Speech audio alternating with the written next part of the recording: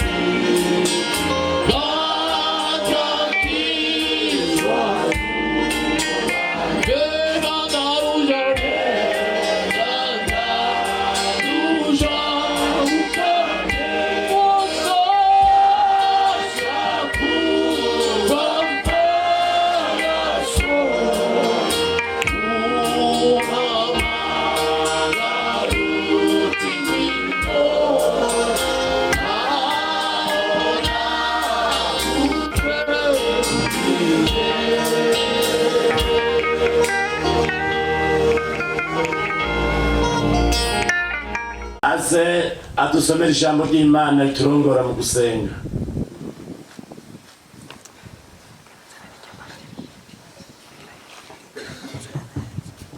Yesu ashimwe. Zamburingaza turamukanye. Ndabagumbiye mwese amahoro y'Imana yo mwimwebwe.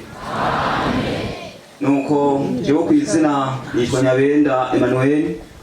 Nkaba ndaherekeje umukozi w'Imana kuva hariya mu rugi inkoma zo kuvyumva. Turashimira Imana rero ko turi hano mu gikorane twaje kumva ijambo ry'Imana. Twagomba rero gusoma ijambo ry'Imana mu mwanya muto dusenga Imana.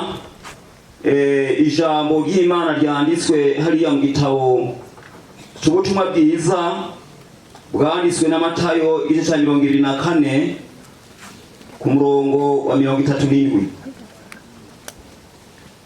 Ijambo ry'Imana ryanditswe mu butumwa bwiza uko bwanditswe na Matayo igice cya 24 ku murongo wa 37. Kandi uko byari biri mu minsi ya Nowa niko bizoba mu kuza k'Umwana w'umuntu.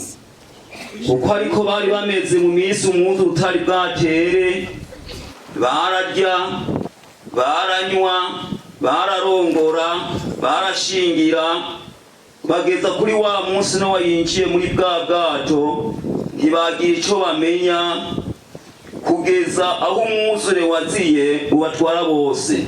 Ni kukuza k'Umwana w'umuntu kuzomera. Ku murongo wa 42.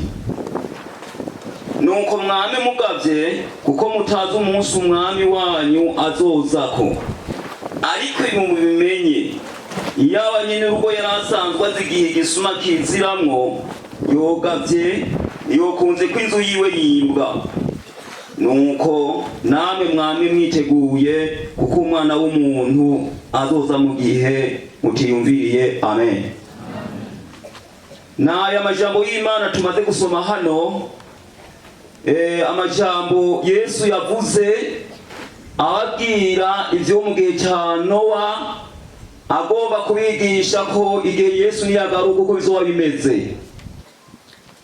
Twumvise hano ngo kandi uko vyari biri mu minsi ya Nowa, kandi uko vyari biri mu minsi ya Nowa niko bizoba mu kuza k'Umwana w'umuntu. Uko vyari bimeze muri iriya myaka aho Nowa yabaza ubwato, Imana imaze kubarira Nowa kwakwiye kubaza ubwato, Nowa yarizeye icyo Imana yamubariye. Amen. Nowa yarizeye icyo Imana yamubariye kuko Imana yamubariye yuko izozana umwuzure ku isi. Abari mu isi bose igihumeka cyose kikazopfa. Nowa rero amaze kumva iryo jambo Imana imubwiye, Nowa yarizeye atatangura gukora igikorwa Imana yamugeze. Kuko Imana yaciye imubwira ko akwiye kuza kubaza ubwato azohungira mu mwuzure. Uko Nowa yakora icyo gikorwa niko n'abantu bamubona ariko arakora. Ariko abantu ntibizera, ntibanavyemera ko Imana yabimubariye. Rero Yesu ariko arababwira ati uko vyari biri muri iyo minsi ya Nowa niko bizoba mu kuza k'Umwana w'umuntu, niko bizoba mu kuza kwa Yesu. No kuvuga Nowa yarabaje ubwato igihe kirekire, ejo bavuze ngo yabubaje imyaka 120. Iyo myaka yose yariko arakora icyo gikorwa, abantu wamengo ntacyo yariko arakora. Naho bavyumva, naho babibona, wamengo ni nk'umugani, wamengo ni nk'ukwizagira, ntacyo yariko arakora. Haragera igihe icyo Imana yavuze gishika. Amen. Yesu ashimwe. Imana ntihinduka kandi Imana ntibesha, ijambo ryayo n'ukuri. Rero ngo igihe gishitse twumvise ngo ingomero zo kwijuru zirugurugwa, amasoko y'ikuzimu arapumuka, amazi aragara ku isi isi yose. Ibintu byose bifise ubugingo byose birapfa, ariko Nowa n'umuryango wiwe abiwe bose baca binjira mu bwato barakira. Amen. Yesu rero arababwira ati uko byari biri muri iyo misi ya Nowa niko bizoba mu kuza k'Umwana w'umuntu. Muri icyo gihe cya Nowa twumvise ijambo ry'Imana ngo abantu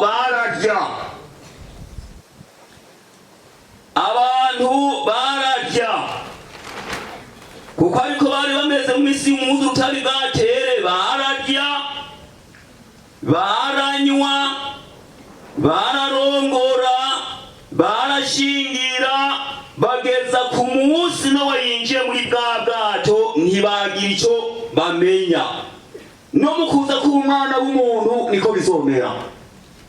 Rero ishengero ry'Imana, abantu b'Imana muri hano, twitegure tumenye ko Yesu agiye kuza, kandi Yesu mu kuza azoza tutavyiyumviriye. Muri iyi minsi umuntu abiravye ngo abirabe, abantu barasenga mugabo kwizera kwabo usanga mengo gufatiye ku byo bariko barabonesha n'amaso yabo. Abantu usanga mengo bari mw'ishengero mugabo abenshi batiteguriye ko Yesu yoza. Mbega ndababaze, ninde muntu w'umunyabwenge yomenya umunsi Yesu azogarukirako? Ntabwo no kuvuga bitubari ati jewe umunsi Yesu azogarukirako ndawuzi. Yavuze ngo nta umuma wuzi, naho boba amareka bo mw'ijuru nta numa bizi. Rero Yesu niyaza azosanga abantu bariho, azosanga abantu barya, azosanga abantu bubaka, azosanga abantu barongora. Bageze ku munsi inzamba y'Imana izovuga, abantu bikangure basanga ishengero ry'Imana ryaduze. Rero ijambo ry'Imana ryatubwiye ngo mwame mwiteguye, kuko mutazi umunsi umwami wanyu azozako. Ariko ibi mubimenye, iyo abanyenurwe yarasanzwe azi igihe igisuma kiziramwo, yogavye niyokunze kw'inzu yiwe yimbwa. Bene data gwaruka abakozi b'Imana, ijambo ry'Imana rero ridutegeka kwama twiteguye iminsi yose. Mwibuke za nkumi 10. Izo nkumi 10 harimo abanyabwenge 5, harimo n'ibijunju bandi 5. Abo rero ngo baraheza barasinzira cyane ico binona. Bari biteguye gusanganira umukwe, baravamo 5 barasinzira cyane ico binona. Mu gicuku basinziriye bumvikana urwamo ngo nguyu umukwe nimusohoke musanganire. Bya bijunju birazanzamuka bisanga nta matara bafise. Abanyabwenge nabo batunganya amatara yabo bajya gusanganira umukwe. Bene data muri mw'ishengero ry'Imana, mwicare mwiteguye, musabe mpemu yera, mpemu w'ubushobozi. Abashobozi kuko inzamba y'Imana niyavuga, utagira mpemu yera ntazoyumva. Ni ijambo ry'Imana mwese baryumvise, Imana ibahezagire. Reka dusenge Imana, tutareka amaboko dusenge Imana. Mwami wacu Yesu Kristo uri mw'ijuru, turagushimiye Imana kano gatondo keza waduhaye. Turagushimira iyiringa watugabiye Imana ryo kuba muri kino gikorane twumva ijambo ryawe. Turakuzamuriye icubahiro Mana n'uwishimwe. Wewe uri Imana nkuru kandi turagushima kare waremye byose Mana. None rero Mana muri iyi minsi twiteze ukuza kwawe, ngwino ubane n'abantu bawe Mana, wongere ukangura imitima yacu mw'izina rya Yesu Kristo. Turasabye ngo wongere ukangura imitima yacu, mpemu yera girisha kose mu gutwigisha kugira ngo twitegurire umunsi ukuza kwawe. Nuko Mana uzobukoze cyane, urakoze Mana, urabana natwe muri byose. Amashimwe cyubahiro y'Imana tubisabye mu izina rya Yesu Kristo mwiza wa cyane mw'ijuru. Amen.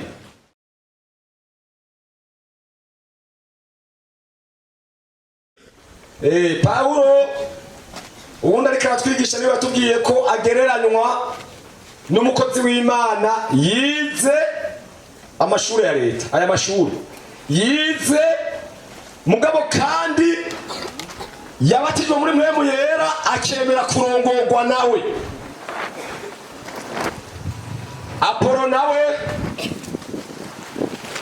agereranywa n'abakozi b'Imana bize ivyagezwe cyangwa amateoloji n'ibindi gusa, kandi abo bariho. None rero nagomba cyane mvuge kuri iri jambo. Yesu amaze guhura na Pawulo,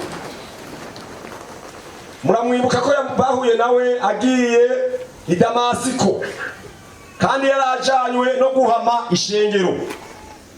Mugabo Yesu amwiyeretse acahamara iminsi 3 aryamye aho. Imana yigishije kuri iyo minsi 3 buryo umuntu akozwe n'impwemu n'ubugingo n'umubiri.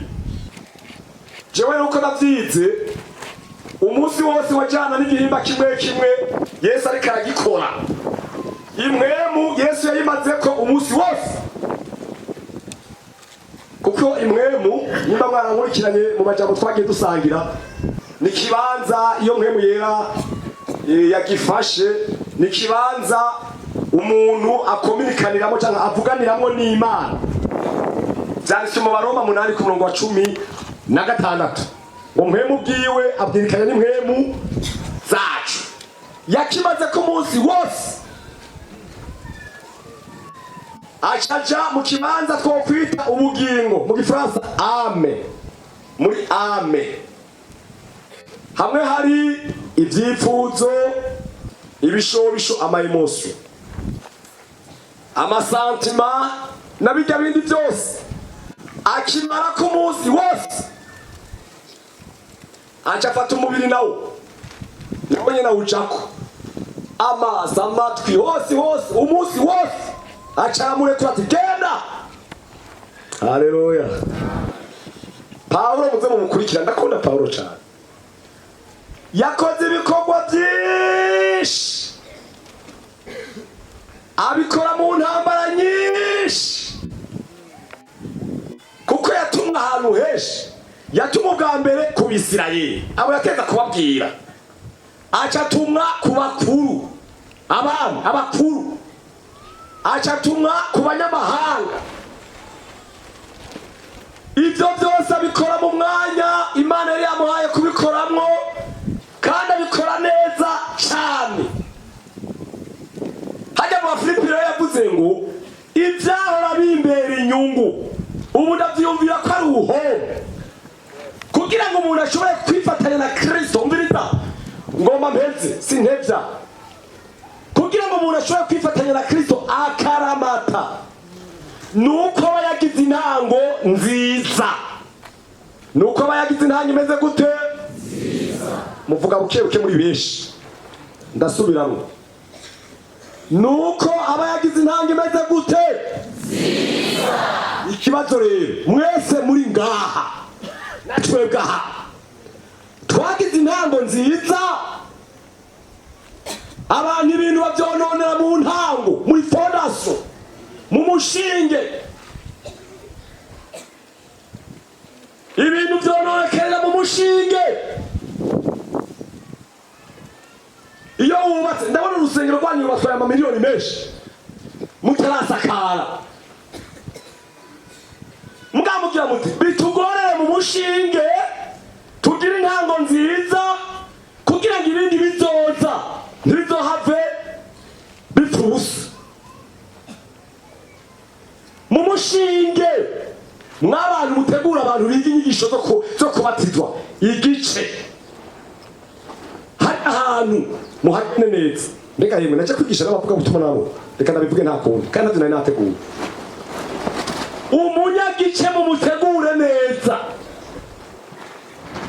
bibaye ngombwa yinjire mu ishengero afite ategereza kumenya hari ibintu bibanza kugoranira, mukamutegura nabi, ejo atobahenda afise umuhamagaro, muce mumushira mu bajenama, hanyuma mumushe mu bavuga butumwa, muce mumushira no mu bapasitori aguma akura, kandi fondation yiwe ari mbi. Nibo babane twumva ni kuzimu bajayo.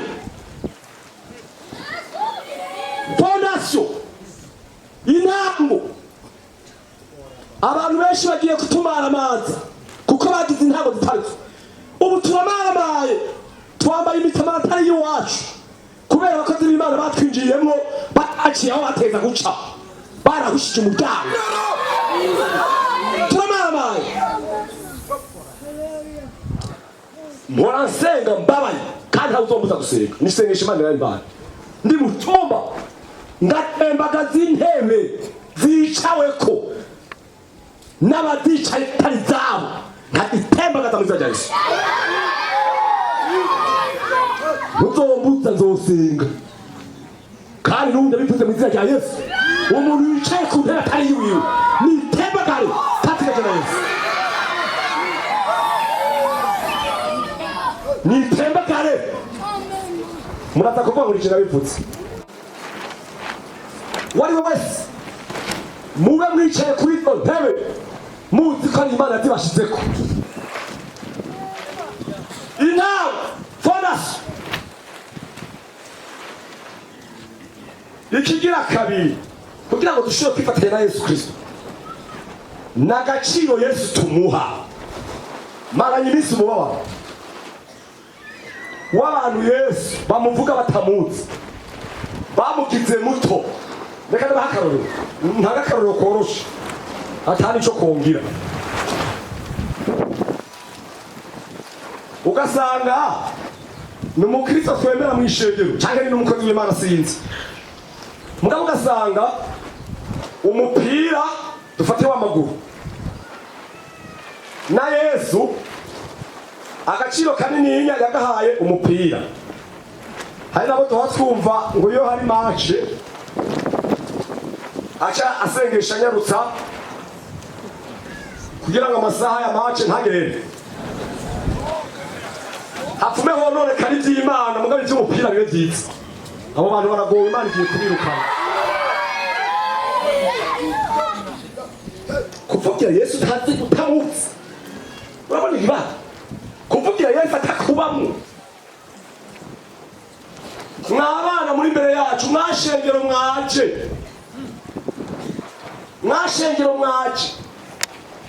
uyu Yesu muramuzi.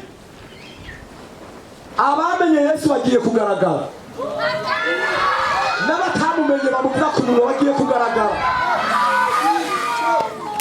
Bagiye kugaragara aha ntabyo kubesha birimo kuko umuntu yamenye Yesu avuga ngo ahari ijambo nasomye mu Gifaransa byarandyoheye cyane ngo kubw'uyo nemeye guhomba ibintu byose.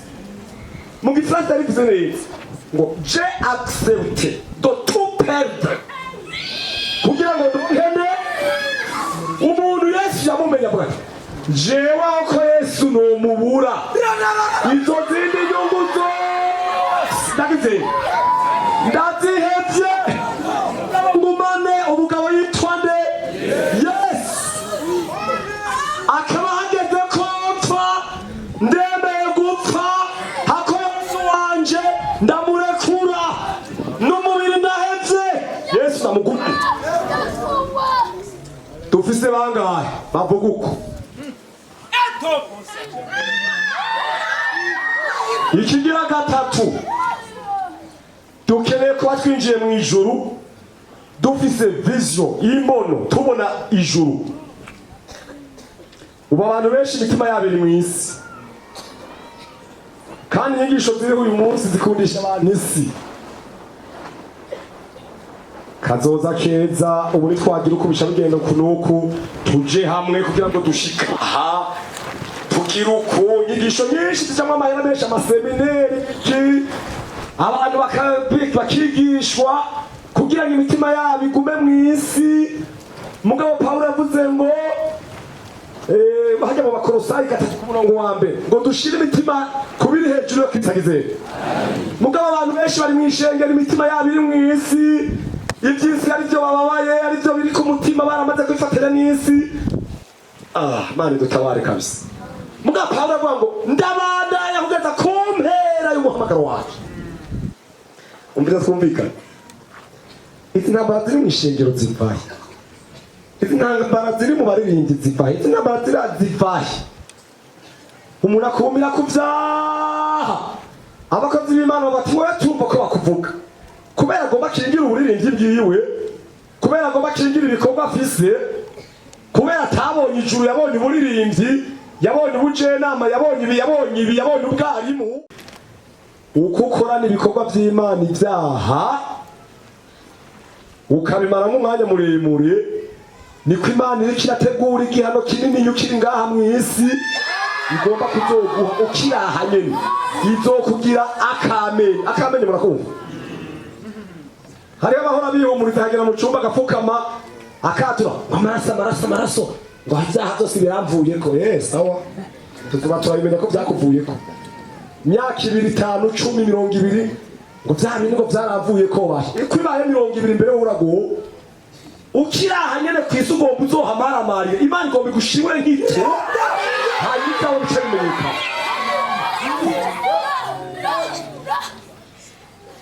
Ariko umuntu yabonye ijuru avuga ati jewe aho byoca hose Yesu sindekura ndamwumirako. Icakane twabonye mpwemu yera niwe tumaze ko n'imisi nyene yahagarariye ishengero rya mbere. Uyu mpwemu yera twamuvuze umwanya muremure kandi by'ukuri turashimira Imana kandi cyane, kandi sivyo twigirisha by'ukuri. Mwarakoze gusengera igikorane, mwarakoze kubitegura neza. Ibi bintu byagaragaye ko yari Imana yo mu ijuru yabiteguye, kuko abantu barabatijwe muri mpwemu yera. Uruzi rw'impwemu rwarasendanishije, turanezerwa. Abantu bose barabura umwifato biva twongeranya ngo byoba byabayeho mu gihe cya Yesu, kandi kiyaje ni ikintu gikomeye cyane. Uyu mpwemu niwe dushoboza kugumana na Kristo, akaduhagarikira kugira ngo agakiza kagume gashitse. Nico gituma mwebwe mwarose mpwemu, ni mwarose wo kuguma gusa bavugisha, kuko duha tubabara umuntu akavugishwa yaheza kuvugishwa akaja gusambana. Mbega uwo mpwemu yirata kubujije gusambana? Ndiko ndabaza, uwo mpwemu yirata kubujije gusambana niwe? Uwo mpwemu yirata kubujije ko batagukorakora wa mukobwa we? Uwo ni uwo mpwemu yirata kubujije kwiba, gutirisha, atakubujije urusaku, ishari. Uwo mpwemu yera ni mpwemu yera gani? Ko mpwemu tuza ari ubushobozi, tuza ari ububasha. Mpwemu yera tumatanya na Kristo, atugumiza kuri Kristo, atugumiza mu iby'ijuru. Umuntu akaguma afatanye na Yesu. Icyo gituma nagomba ndababwire, tumaramaze mu mitima kwifatanya karamata n'umwami Yesu. Numvise mu mutima rero ngomba ndabatutse, muremera kwatura kandi agahanda hejeje. Hadi ijambo hajya ijambo rirarema kandi akintu nashumvise nicaye hajya cyadusenga. Ijambo rirarema kandi kugira ngo nababwiye twarasenze Imana icyo dukora cyose nta n'ibyo nkunda jewe. Ndagomba gukora ikintu n'ubisa nimwe muyakindi. Tugomba no twatura ngo iki? Tugomba tubwire Satani n'abadayimoni n'abasatanista akoresha utarazi intege nke zawe. Tugomba tumubwire tuti Satani sinzogwa. Nicyo cyonyine. Haleluya! Haleluya! Haleluya! Umviriza iri jambo ririmo ubushobozi. Tugomba tubwire Satani ko tutazogwa. Ahaguruke, umviriza biramusha. Tugomba twature ko tutazogwa. Ego kabisa. Yesu ashimwe. Tugomba twature rero. Muriteguye? Muriteguye? Tugomba twaturire Satani na Yesu anezerwe. Tuti ewe Satani sinzogwa, subiramo. Ewe Satani sinzogwa. Ewe Satani sinzogwa. Ibyo wakora byose ntuzoshobora.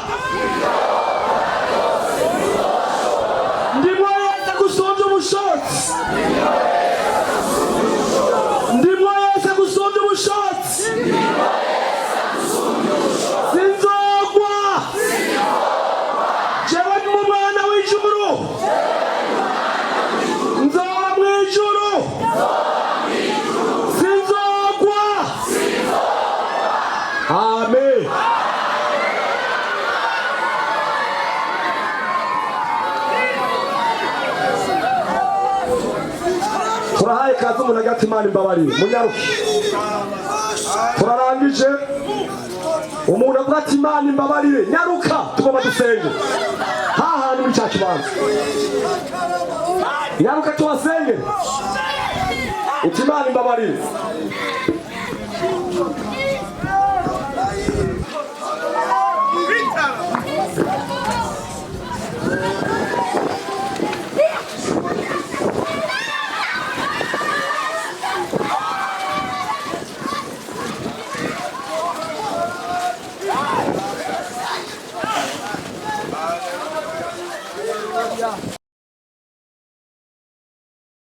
Ngo dusengere ababene data mu batuze hagiye umuntu agiye yatwera nezerwa.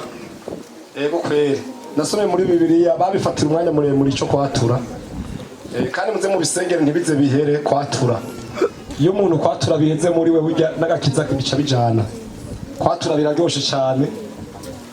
Wowe buri wese kwatura. None rero abantu bose bature mubandanye kwatura ariko twatusengere abantu bariko barihana arabari hari arabariha Imana bababarire hama mugabo ushishikaye kwatura abazo batarashikirwa muguma ngabo bandanye babafasha dusaba umwungere wishengera abasengera. Turavuze urakoze Yesu Kristo mwana w'Imana, turashimye turakengurutse kuri hano ko ari wewe uhaye uraburira ishengero. Nubishimigwe urabereye amashimwe. Hezagira abo watumye bose, abo wakoresheje, aho bakuye uhasubiza umugisha wawe. Urakoze. None rero Mana turagushikaniye aba bantu bose baciye bugufi bariko baratura ibyaha byabo, ibyo bagendeyemwo, kugira ngo ubagirire imbabazi, ubaharire usibanganye ibicumuro byabo, usibanganye amaraso yawe abeze, amaraso yawe abatunganye, amaraso yawe abatyorore. Twese uri mu ijuru turagushima ku bushobozi buri mu ijambo ryawe, turagushima kandi kuri hano, kandi twumvise ko wazanye ibigwanishwa ku umwe wese. Mu izina rya Yesu Kristo turasenze Imana, umwe wese niyakire, umwe wese niyakire ikigwanishwa cyo guhagarara neza, cyo gushikama. Ego tugomba gushikama, muyera niganze mu ishengero. Twarabonye ibikorwa bya muyera ningene bizoshishikana mu izina rya Yesu Kristo, mu izina rya Yesu Kristo. Turasengera abagwaye bose aho bari, turabasengera mu izina rya Yesu Kristo, ukuboko kw'Imana gukore kumwe wese. Yesu Kristo nubagirire neza, nubagirire imbabazi, ubakoreko kandi ubakize. Hari abafite imitwaro egome bayikweretse kandi urayizi kuko nta na kimwe utabona. Turasenze twizeye niwe muntu yarungize icambazo mu izina rya Yesu Kristo, ukuboko kw'Imana ari kumukoreko. Turashima kurumya amasezerano kandi uyashitsa igihe cyose. Ni mu izina rya Yesu Kristo tubisavye, amen. Igihe Yesu yatuzwa mu ijuru, yasize abwiye abigishwa biwe ati muzohabwa ubushobozi